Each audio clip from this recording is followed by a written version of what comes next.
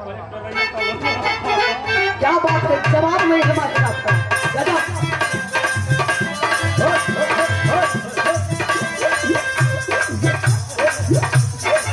देखा ये त्योहार बड़ा चर्चा हो।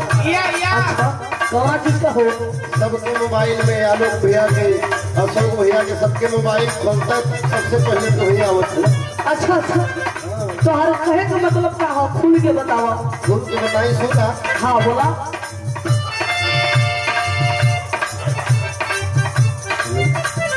सबके फेसबुक पे तू आवे लगल, सबके फेसबुक पे तू आवे लगल, अच्छा टिकटॉक वीडियो बनावे लगल। क्या बात है?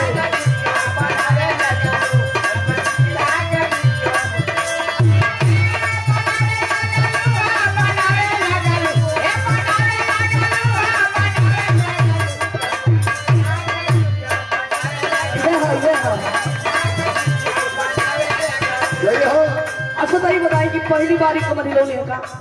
पहली बार। हाँ तो ये हमारा उसूल है।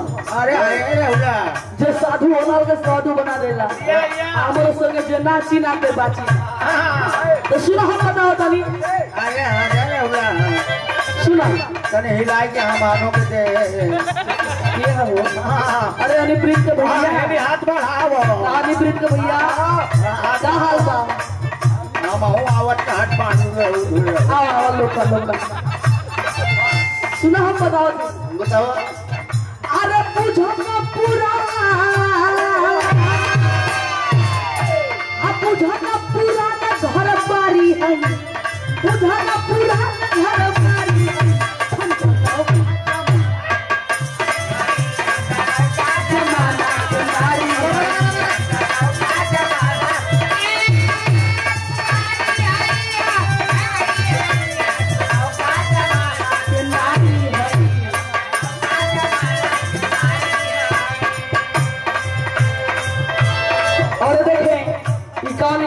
पुरस्कार दोनों कलाकारों को आप सम्मानित किए। परम सम्मानित जसवंत यादव जी, बहुत बहुत प्रणाम। पाँच हो गए सर की बात सुना तोरा के टिकटॉक वीडियो बनावल हमार दो के ना बुझाई। एह बदे हम बनावत नहीं कि हमके लाइक मिली, लाइक। हाँ लाइक में चलो। अरे बारह और नारी का हम तुहर के बदनारी।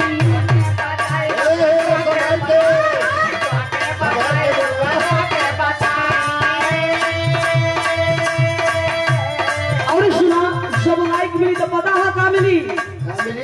होला टिकटॉक से अब कभी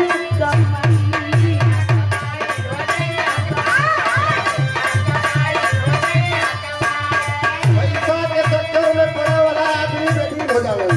कब हो तो सुनो सुनो, पैसा कमाए के चक्कर में hello hello hello hello hello hello तो और माइक्रोफोन का आवाज सब में कम हो गई बा। आवाज कम हो गई तो हमार बना दे बस बस बस। आवाज भी समझ में ना आवत हो तो सुनो। इतना ही ना, ये टिकटॉक वीडियो की कमाई से देखो 4-5 जने के भी खटावत है। वही से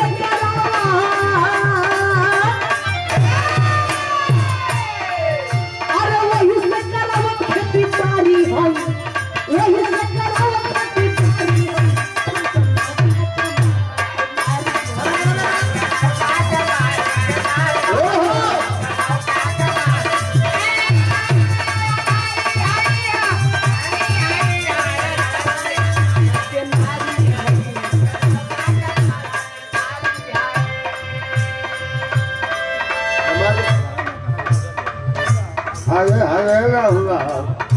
रतिया में कई रन वीडियो बनाओ तो घरवा और देखिए लोग भैया की ओर से ये क्या रुपये का पुरस्कार दोनों मिलल। प्रणाम के पहुंच चुके सर को लगी बात।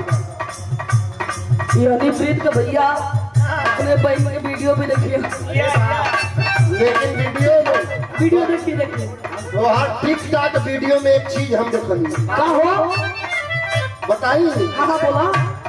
आँख मत कावत बाड़ू कम राजी लावत बाड़ू। स्टाइल हमारी स्टाइल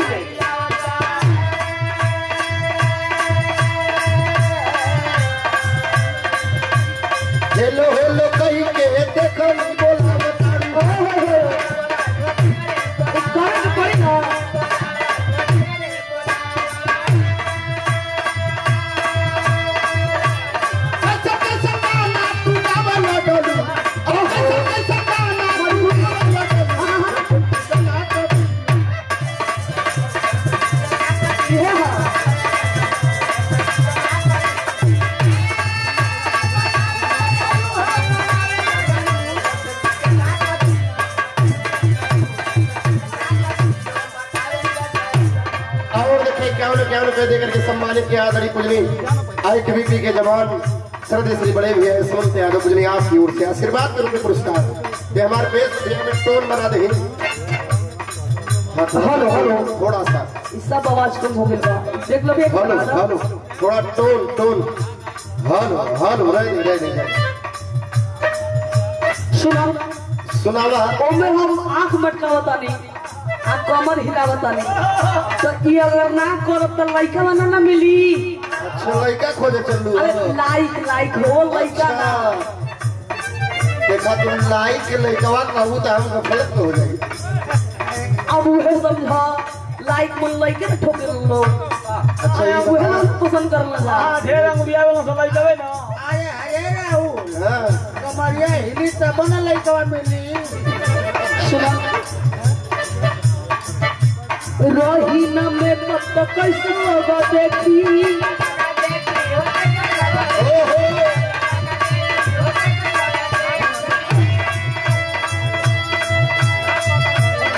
चला तुम धरे जा आ करब न सिंगार लोग कैसे मिलेगी।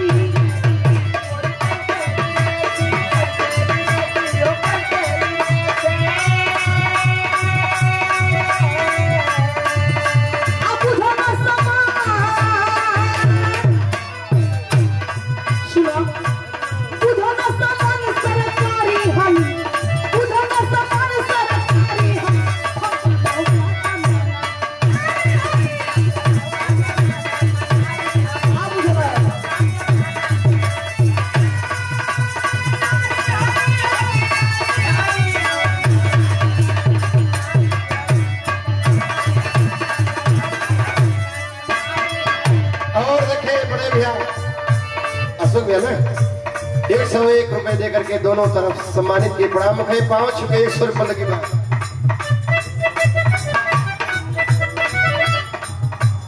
गोरे गोरे गलवा पे काला काला तिलवा